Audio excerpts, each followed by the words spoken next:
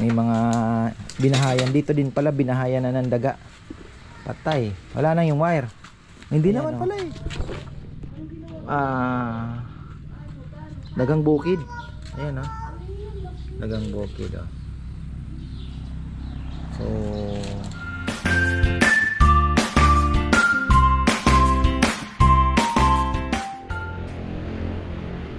uy, magandang buhay mga farmer. Hitik na naman po ang ating mabolo. Pakita ko lang ha. May mga naglalabasan pa. Hindi pa po yan. Marami pang lumalabas na bunga. Kagaya nito, kalalabas lang. Ayan, mga maliliit. Ayan, abot kamay lang po yung iba. Oh, dito, ayan po. Kaya lang, itong mabolong to, dahil seedless, maliit lang po siya. Hindi siya kasing lalaki ng mga mabolo na nakikita po ni ibang variety to. Seedless po yan. Dami ng bunga. May mga palabas pa yan. So, ayan. Tayo magpapakain, mga farmer. Hinalo ko na, may maliit, may malaki. Pero itong maliliit, una kong ilalaglag dito sa gilid. Kasi yung mga fingerlings natin na parang mas lumalaki pa nga ngayon. Mas mabilis pang lumaki yung nakalabas eh. Compare po doon sa nakakulong. Ay, ewan ko ba. Problema lang kasi. Ayan, kagaya niyan, ibon. Baka tirahin sila ng tirahin. Nangangalahati din. Mahal din kasi yan eh. Nasa 3 piso po isa niyan. Kaya medyo masakit din, di ba? Sarap mag-farming ngayon, no? Di ko alam kung makakapag abono tayo. Ayun na, mga ayungin ng mga maliliit, oh. Dami na. Lumaki na rin. Halos kasing laki na po ng mga fingerlings natin yung iba. Kaya ako naman ay natutuwa.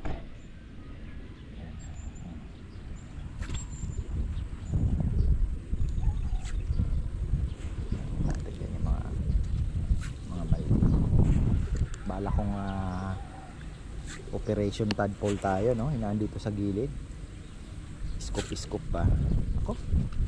Ano na, yung hinahangin. Diyan ko lang lagay. Tingnan niya. Okay lang yan, kakalat din yan. Ay. Ayan po yung mga maliliit, oh. Dami. Nakikita niyo ba? Ayan, oh, mga maliliit na fingerlings. Dito na rin naman natambay. Kaya most likely makakahabol po yan dahil ayan na yung mga ayun na oh. Naghagis na ako doon pero parang matamlay yung kain ng taga doon. Dito, ayan.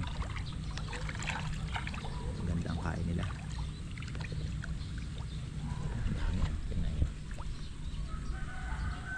Lalabasan. Galing sa ilalim, pag gumanon lalabas na yung kulay.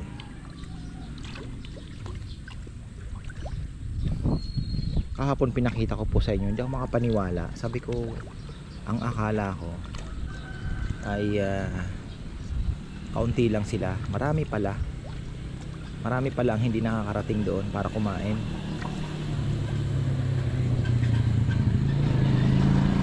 Tingnan nyo. Ewan ko kung nakikita po ninyo. Wala pa yan. Mamaya pagka pumunta na po yung iba pa, mas marami yan. Ayan o. Baka meron pa doon. Ayan. Ito naman yung mga maliliit. Oh. Sana masubo na nila yung pre-starter, pero konti pa. Mga ilang days pa siguro. Ayan na.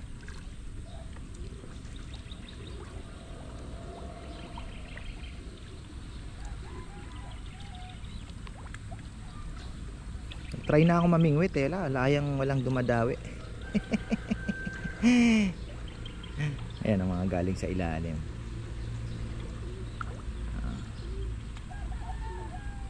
Hindi kasi nila nararanasan talaga yung magutom. Kaya hindi natin makita din yung dami po nila. Pero kung may oras yung pakain natin, kasi ang libitum ang ginagawa ko eh. Pagka nakita kong wala na, hagis na naman. So ang nangyayari, hindi lahat aggressive sa kain, pero marami din pala sila. Okay na din, pang personal, pang alam nyo na, pang tinda. May mga maliliit o pag dumami pa yan, pag lumaki pa yan, mumulubi na ako. Shoutout pala kay Tita Leticia Zulueta. Nag-message siya kaninang umaga, na basa. Sabi niya dami palang red tilapia daw, ang ganda daw tingnan. Ay nako tita, mas maganda sa personal po, makikita ninyo pag kayo nagpapakain, relaxing. Kagaya po niya, no? Tingnan nyo, dami na naman. Ayan na sila, oh, kawan, ayun, ayun, meron pa dito, oh. Tapos yung mga ayungin naman, naghalo na. Ito naman yung mga matatakaw. Gusto ko nga salukin tong mga buwisit na to, oh. Lakas din kumain ng feeds eh. Talo pa po yung similya.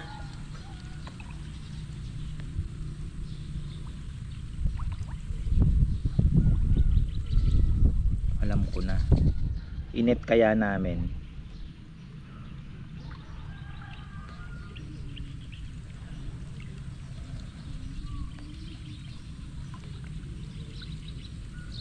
Ayan yung mga, nandun yung ayungin. Ayun po, kasama nila, kumakain din. Ayun, halos di nyo po makita, naka-camouflage eh. Pagka umano lang ng konti, tumagilid, dun nyo lang makikita kumikintam. Kaya hindi siya tilapia.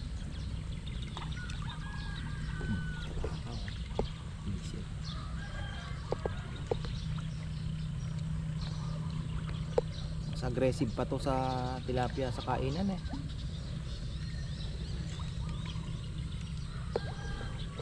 Paano ko kaya sila matatrap sa...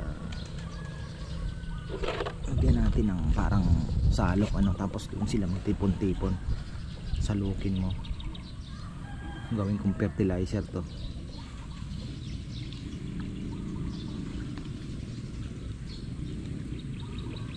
So isang puno dito, pinakakain ko na. Siguro mga 2.5 siguro na scoop doon sa dati kong lalagyan.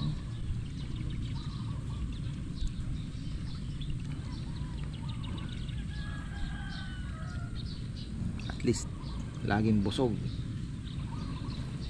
Ito na yung mga maliliit ko. May lumaki na nga, ayun no, ganun na oh. Oh, ayan oh, tingnan nyo yung Bradford. Kung hindi naman sila mailap, pwede silang hulihin. Visit.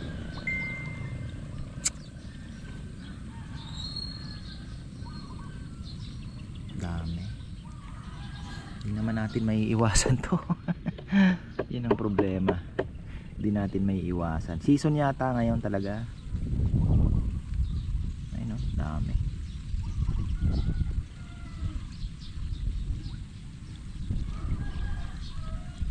Sana ito na lang ang kinakain ng ibon.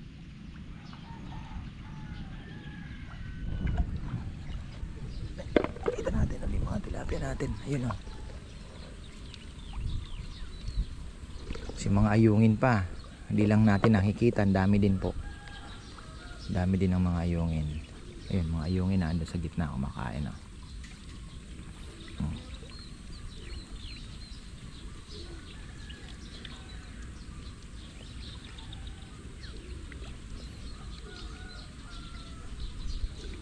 Yung mga red tilapia pa nasa ilalim. Dami din. Oh, diba? Magto 2 months na po. 8 weeks na sila ngayon. Pa 2 months na sila. Sa Sabado ba o Biyernes? Ayan o. Ano ka tayo magsasampling nito? May mga maliliit.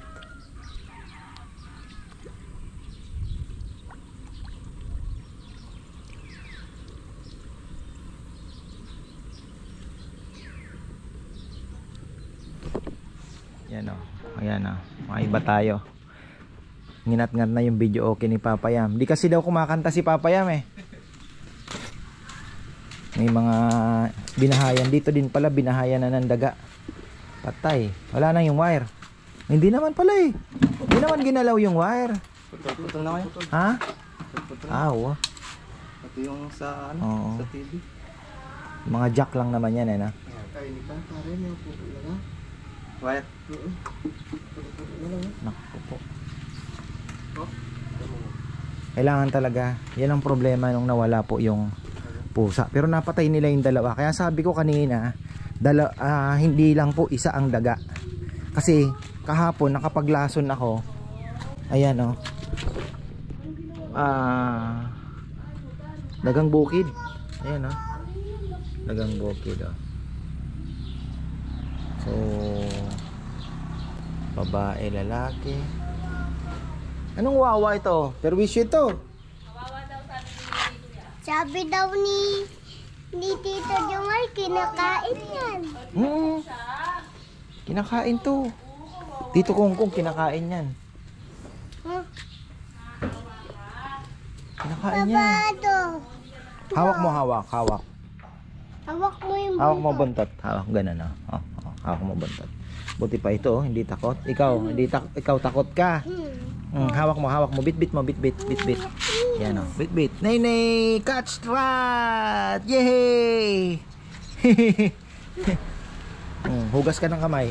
Din ako na Oo. hawak ko yung Hugas ka kamay, sabi mo wash hand. wawak.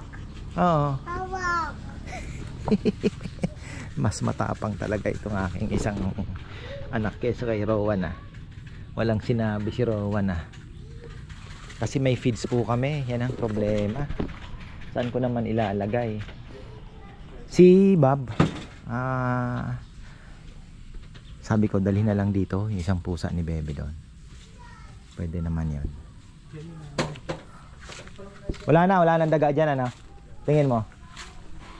Buti na pukpok yun, dalawa. Tatlo yun lumabas? Oo, kuya. Pamilya na pala, no? Kaya pala dun sa sasakyan ko, kahapon, naglason ako, kinain na. Sabi ko, posibleng hindi pa namatay yun. Racumin yun eh. Tapos kagabi ng mga alas 6, naglagay ako, kinain na naman. Mamamatay yung kuya. Tago lang yan, maamoy na lang. Kaya nga eh. So, ibig sabihin, marami ka ako. Tapos paglabas ko ng mga alas 9, may dalawat pag tumatakbo na naman. Sabi ko marami. Pagtingin tayo itong kakain doon. Doon sa ilalim ng paleta, marami, doon sila nagtatago pero dami ding tayo doon. Pero marami na din siguro akong napatay dahil nalason na. Na? Binalikan nga yung taguan doon sa sakyan eh, kaya kahapon may tayo na naman. Hindi sa tayo dyan pa. Kailangan na pa malinis pa. Akala ko so Ito. nandun daw po yung butas, ayun oh, tirahan nila, ayan pa oh. Yan yung mo tatakpan pa rin, yung takpan ko. Yung takpan mo. Tapos lalagyan ng tubig yan. Oo, lulunurin ko lang. Tapos lalabas.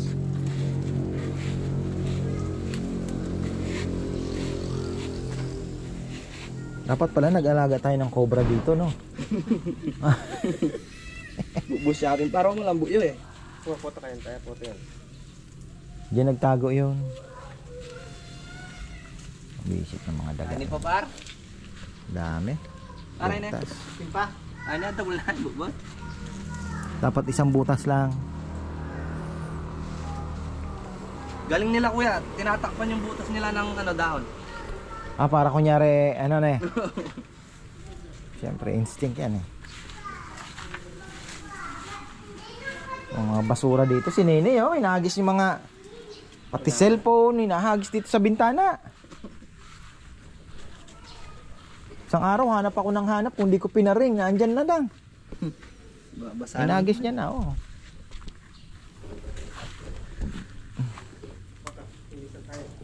Pa kuya oh.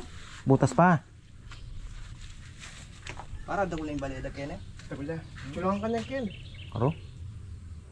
Palakpan talaran. Hindi, kung tatakpan mo, mahukay din naman, makalabas pa rin sila na. Opo, tapos ano yun ng tubig. Wala rin. Anong ngayon mo kakapalo. Importante, mapalabas natin dyan, tapos kaya pala ang dami kong nauubos yung lason ko. Ibig sabihin, marami pala sila. Yan ang problema pag walang pusa. Kahit isa lang, sabi ko kay Bebe, si Bob sana nga yung target namin dalhin dito. Yung alaga niya po doon sa Guagua. Ang laking pusa nun.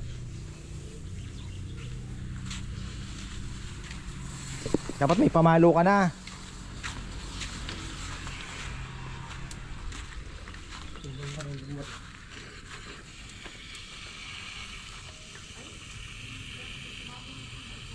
Ayun na. Saan lalabas? Na, Dito lang kuya, sa may buti. tinakpan mo na lahat. Oo.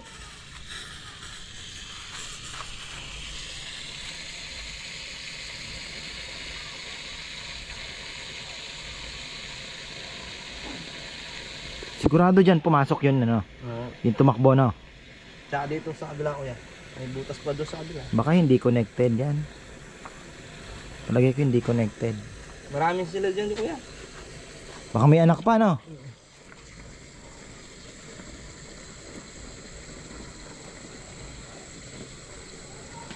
Baka isang barangay na sila dyan. Kakandat ko lagi nyo. Ah. Kaya pala kagabi, sabi ko ba't ang dami tumatakbong daga? Dila singog yung bato par. Na. Dila singog yung bato. Simula yan yung bato.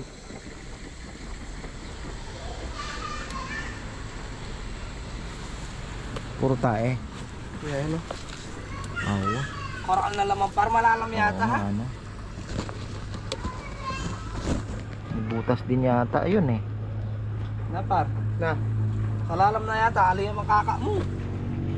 Malabukas ng dagong kasi isipan na talaga. Sinisip-sip.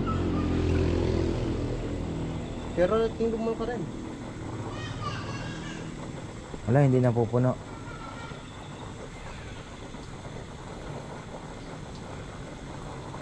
Ito nga singo. Daran-daran pa. Yan. Baka meron Oh. dyan. Yan singo na. Oo, nasa may bato.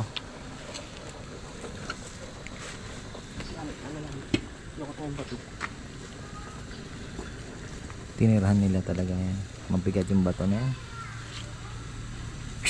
Hindi natin kinibig. Oh, may butas din. Oh.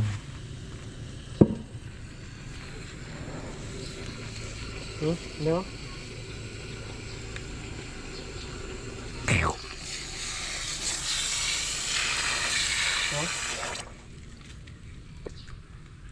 Talagang daga yan ah. Puti na lang. Kala ko doon lang natira sila sa may garahe. Yung pala naandito ang bahay nila. Ayan pa. Matagal ko nang Dali, kaya yung bukis na. Oo, papunta kailangan ba to? baka biglang lumabas dyan. Dakma. Eh, kaya mo, makagating ka pa, magpapantay Inuwi ko rabies ka yung pa. kanina doon kuya, buhay. Hmm? Ganun lang talaga yung pag-ano dyan kuya. Hindi, baka mga Palayan. rabies yan ha. Nakakagat kami dyan. Ano yan? Sakit, sobrang sakit. Gumaganon din yan, di ba? Iyak din yan eh. Dami pala nila. Doon? Visit sa video okay, 3.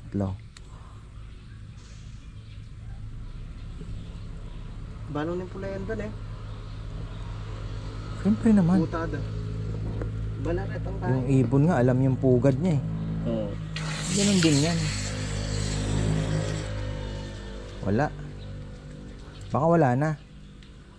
Naglason na din ako eh. Baka mamamatay na rin sila sa lason.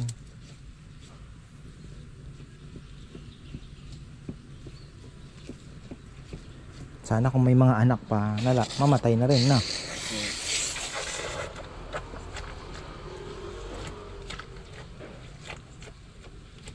Katakap nito yung keta. Para? Wala na yan. Visit ng mga daga yan. Dito kasi yung palay ang nag-invite. Tumambay yung palay ng halos ilang din. Tapos pala binenta ko na lang yun. Wala ako. Pinamigay ko lang yun mga ka-farmer ha. Pinabilad natin. Kulay pula. Mapula-pula yung bigas. Ngayon pakinabangan naman nila. Binigay ko na lang. Ito mo lagyan.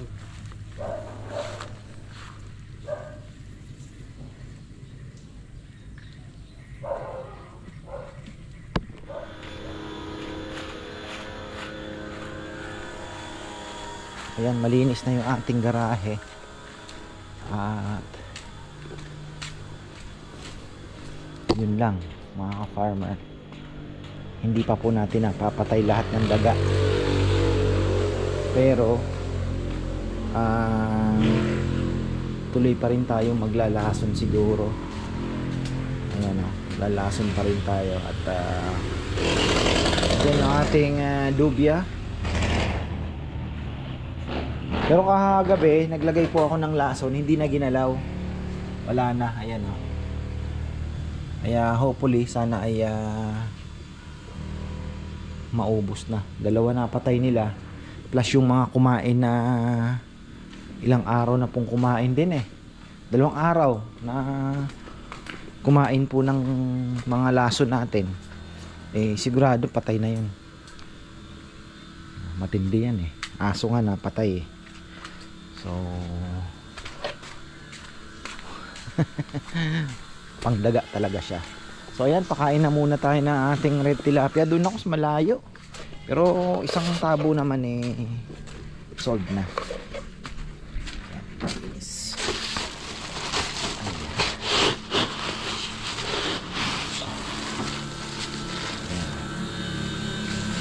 Ito.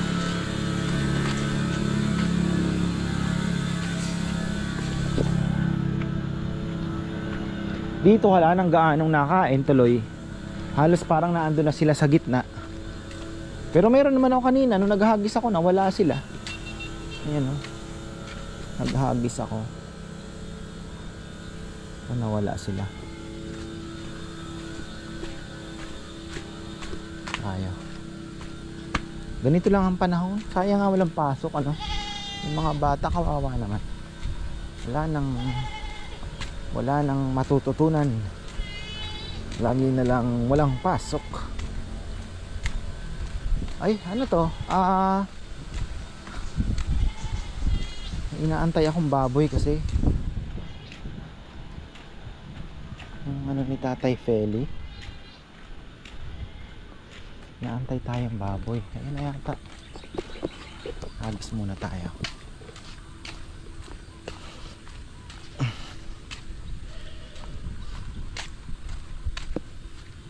Dito tayo. Sana yung mga ayungin natin ay magsilakihan na rin.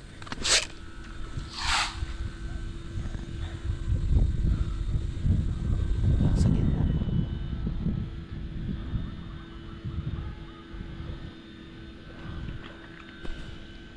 Ayan, kabalik ko lang mga ka-farmer. Nahirapan pa kami sa baboy.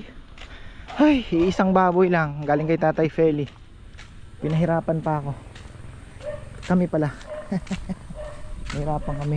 Hinangin dito yung ano, yung feeds, buti na lang nahanap po nila. Oh, ayan. Nahanap pa rin nila kahit na andito sa matindi talaga yung mga tadpoles natin na kaibigan. Ayan. Andiyan. Parang ubos na nga eh. Bilis nila nakakain din o baka doon sa kabilang side. Wala na yata.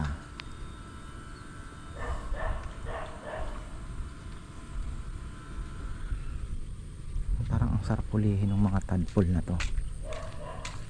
Magawa ka ng paraan napalaban na naman ako sa kain Alam nyo mga farmer, nagpapataba ulit ako ngayon para magpapayat.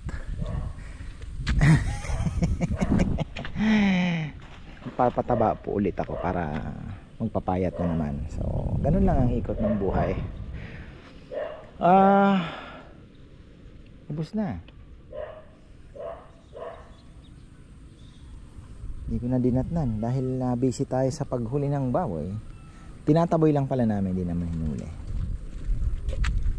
Kung maglalagay ako ng ano dito, sana makakain nyo. Fry mash pati yung mga ayungin. Ayan na sila nakakatawa talaga. Wala na, mahihirapan na tayong mag sampling yan. Pwede yung ano, yung net natin. Hindi naman siguro masasaktan yan. Nagbigay po sa akin ng net. ka-farmer natin na masugid nating taga-subaybay. So ayan, no, shoutout po sa inyo. Kalimutan ko yung pangalan, nasa dulo na ng dila. Naalala ko sa kanya si Tito Bert.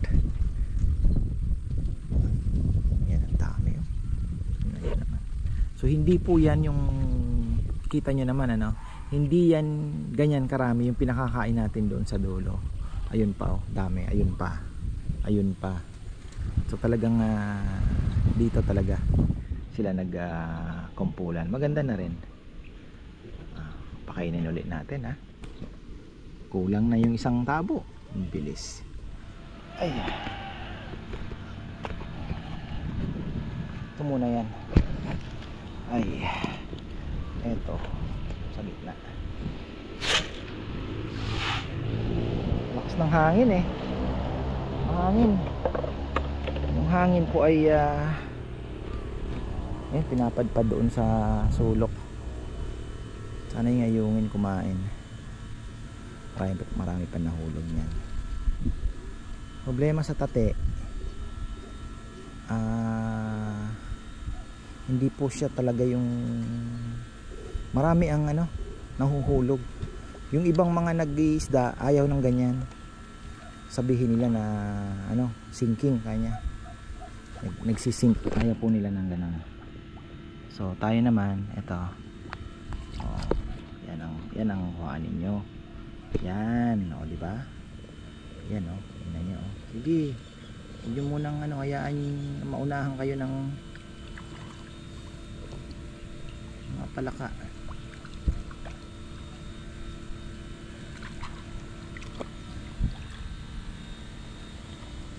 Parang gusto na rin nila yung pellet, eh.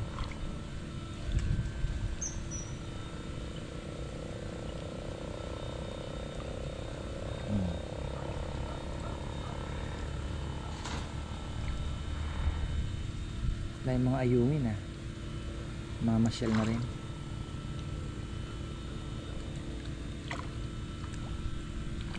So, gusto na rin nila yung pellet na inaano.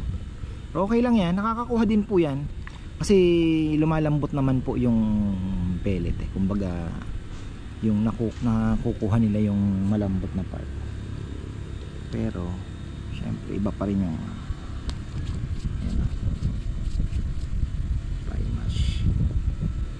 pero may binili akong fiber, subukan ulit natin yan, silk na mas may butas po sa kumpara dito sa stockings. Mas mas may maliliit na butas. So sa tingin ko mas magiging effective yun ang ibibitin natin dito. 2 piraso lang muna, mura lang naman, 105 yata yung dalawa. Bukan lang muna natin.